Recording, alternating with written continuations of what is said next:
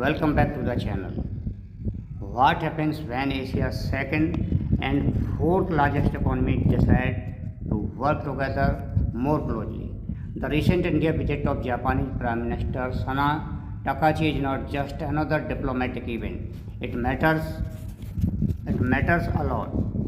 It marks a significant step toward reshaping technology, defense, economic security, clean energy, and the future of the Indo-Pacific. In today's video, we will explain every major agreement, the joint statement, and why this partnership matters not only for India and Japan but also for the global economy. Prime Minister Narendra Modi welcomed Prime Minister Sana Takachi in New Delhi during the 16th India-Japan Annual Summit. The two leaders reaffirmed their commitment to strengthening the special strategic and global partnership between the two countries.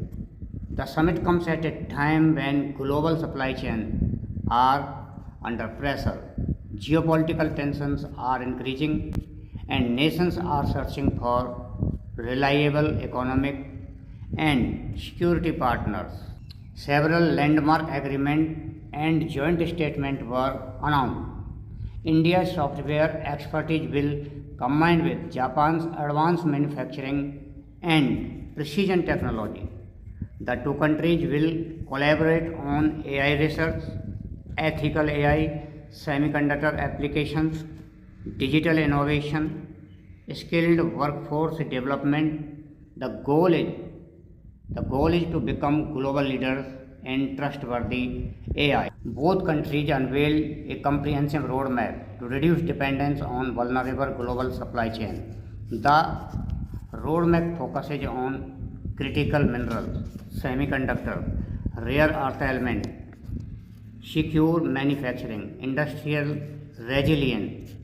This is especially important as many countries diversify manufacturing away from single country dependence. India and Japan agreed to deepen cooperation in clean energy, hydrogen technology, renewable energy, energy resilience, and carbon reduction. These initiatives support both countries' long-term energy security goals. One of the most important outcomes was stronger defense collaboration. Highlights include defense technology co-development, maritime security, Indo-Pacific cooperation, joint military technology research. Reports also indicate the two countries formalized cooperation on advanced naval communication technology, strengthening India's maritime capability. Japan remains one of India's largest foreign investors.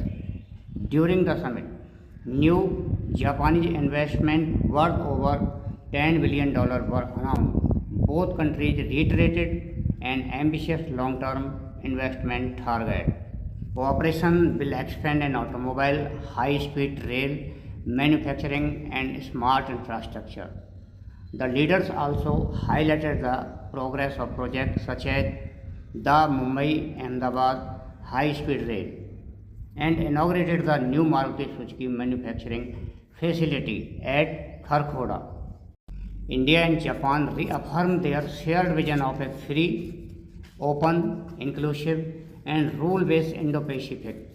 As members of Quad, alongside the United States and Australia, both countries emphasized freedom of navigation, maritime security, regional peace, supply chain resilience, and economic stability. The leaders also exchanged views on regional security challenges and agreed to deepen cooperation for long-term stability. This summit represents much more than diplomatic symbolism. India brings a young workforce, rapid digital growth, a large consumer market. Japan contributes advanced technology, manufacturing excellence, capital investment, engineering expertise. Together, these strengths could reshape the future of artificial intelligence, clean energy, defense, innovation, and global supply chain. The India-Japan partnership is becoming one of the most important strategic relationships in Asia, and its impact could be felt for beyond the region. Thank you for watching. Let's meet